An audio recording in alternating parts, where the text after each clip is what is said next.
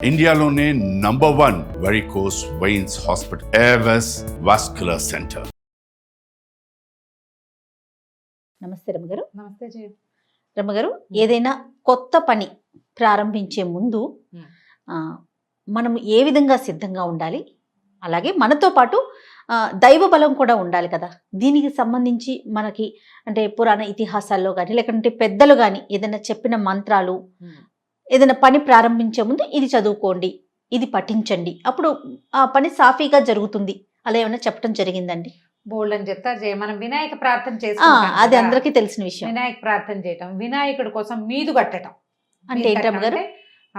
ఎలా అంటే ముడుపు కట్టడం అంటారు కదా, అట్లా మీది కట్టడం అంటే ఏదైనా మంచి ముఖ్యమైన పని చేస్తున్నాం, వినాయకుడిని ప్రార్థించుకోవటం, మరి ఇంట్లో కొంచెం ఇల్లంతా శుభ్రం చేసుకోవటము, పాజిటివ్ మైండ్ తోటి కాస్త ఒక పట్ట ఒక గుడ్డలో, అంటే మనం ఉత్తరీయాలు అవి ఉంటాయి చూడు, మన సత్యనారాయణ వ్రతాలు ఓ ఉత్తరీయం, చిన్న ఉత్తరీయాన్ని మడత పెట్టి ఒక డబ్బా సోల బియ్యం, ఒక గ్లాసెడ్ బియ్యం, ఒక పావు గ్లాసు శనగలు కానీ శనగపప్పు కానీ అందులో వేసి, తర్వాత ఒక చిన్న అరిటాకు మన తమలపాకు మీద వినాయకుడి చిన్నగా పసుపుతోటి చిన్న గుండ్రటి ఇది చేసుకుని పసుపు బొట్టు పెట్టుకోవటం, ₹1 నాణ్యం పెట్టడం, పెట్టి ఈ వస్త్రాన్ని మూట కట్టేస్తారు, మీదు కట్టడం అంటారు.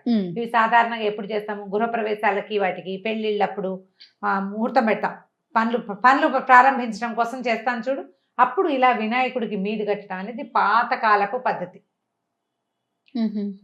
తర్వాత వినాయకుడికి బియ్యం పోయటం అంటారు, లేకపోతే గోధుమ రాయి పెట్టడం అంటారు. గోధుమ రాయి అంటే అదే తిరగలి అనమాట, తిరగలికి బొట్టు పెట్టి నమస్కారం చేసి స్టార్ట్ చేసుకుంటారు పని. అయితే ఇలా చేసేటప్పుడు మనం ఏ పని అయితే మొదలు పెట్టామో ఆ కార్యక్రమం అయిపోయాక వినాయకుడి బియ్యాన్ని వండటం, కుడుములు చేసి వినాయకుడికి నివేదన చేసి మా పని సజావుగా అయింది నాయన అని నమస్కారం చేసుకోవటం ఒక పద్ధతి. పూర్వకాలం నుంచి చాలా చోట్ల ఆచరించేదే. పెళ్ళిళ్ళు, గృహప్రవేశాలు, ఏదైనా ఫంక్షన్లకి ముందు ఈ పని చేస్తాం. అయితే ఇప్పుడు మనం రోజువారీ దైనందిన జీవితంలో ఏదైనా కొత్త పని ప్రారంభించేటప్పుడు ఏం చేయాలి అంటే, మొదట పాజిటివ్గా ఉండాలి. మనం ఏ వ్యాపారమో పనో ఉద్యోగమో ఉంటే దాని ఆను ముందు వెనక 4 తెలుసుకోవాలి. ఆల్రెడీ ఆ రంగంలో ఉన్న వాళ్ళతోటి మాట్లాడుకోవాలి. మనం ఏదైనా ఒక పని చేసేటప్పుడు హోప్ఫుల్గా చేయాలి చూడు. అవునండి, అది బాగా అవ్వాలని కదా. ముందు అది బాగా అవ్వాలంటే దాని తాలూకు 4 వ్యవహారాలు మనకి తెలిసి ఉండాలి. ముందే మొదలు పెట్టేసి తర్వాత ఆగిపోయిందని దైవ దోషణ చెయ్యొద్దు. అవును, ముందే 4 కనుక్కోండి.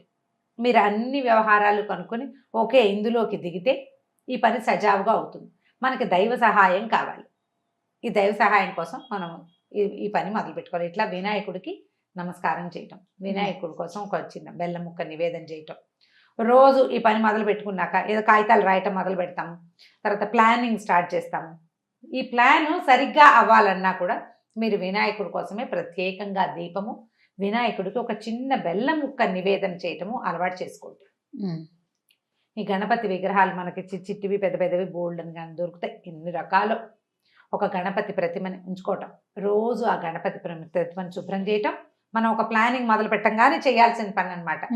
శుక్లాంబరధరం విష్ణు శశివర్ణం చతుర్భుజం ప్రసన్నవదనం ధ్యాయేత్ సర్వవిఘ్నోపశాంతయే. ఈ శ్లోకం చెప్పుకుంటాం. ఇంకా మీకు మంచి శ్లోకాలు వస్తే 4-5 శ్లోకాలు చెప్పుకోండి, పద్యాలు కూడా.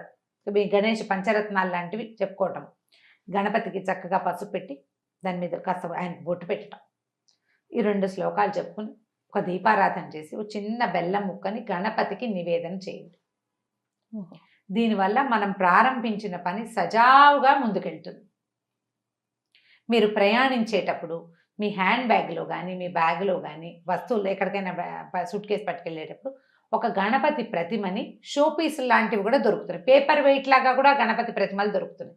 వారిని నీతో పాటు తీసుకెళ్ళటం అలవాటు చేసుకోండి. ఆ గణపతి మనతో ఉన్నాడన్న భావన మనకి ధైర్యాన్ని ఇస్తుంది.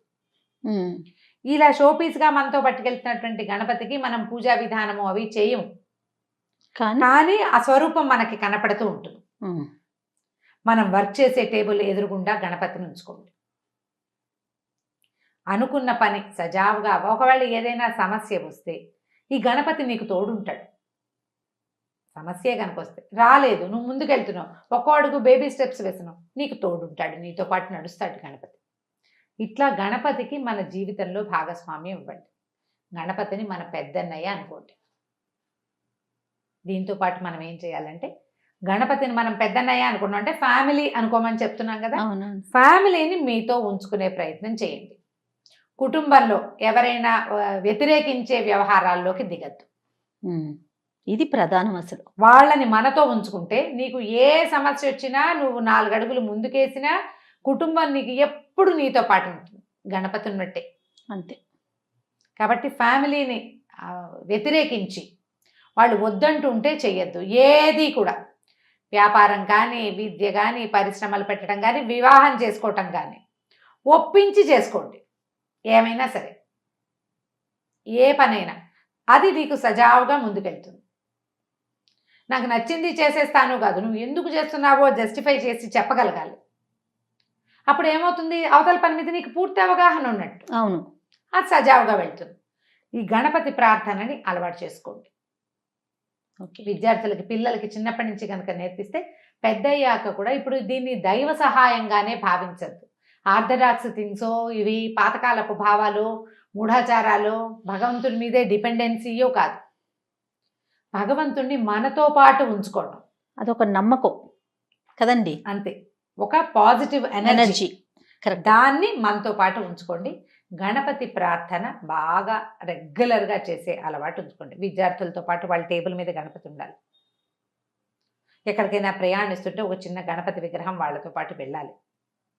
తర్వాత ఇంకా వాళ్ళ భక్తి రకరకాల దారులకు వెళ్ళింది అనుకోండి, ఎవరిని మీద భక్తి ఉంటుందో వాళ్ళని వాళ్ళు తీసుకెళ్తారు.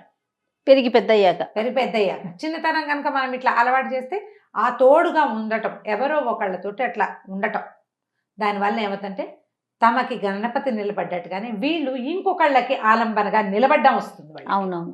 తర్వాత రమ్మగారు, తప్పు చేస్తే ఏదన్నా తెలిసి తెలియక చేసినా అమ్మో దేవుడున్నాడు శిక్షిస్తాడేమో అనే ఒక భయం కూడా చిన్నప్పటి నుంచే అలవరుతుందండి. దీనికి చిన్న కరెక్షన్ చెప్తాను. చెప్పండి. ఈయనకి నచ్చదేమో అని అనిపించాలి మనకి. దేవుడికి నచ్చదు, అమ్మో నేను ఇలా చేయకూడదు, దేవుడు మెచ్చని పని అని అనిపించాలి. దేవుడు శిక్షించి నిన్ను పడేయడు, పాడు చేయడు, కానీ చూస్తాడు.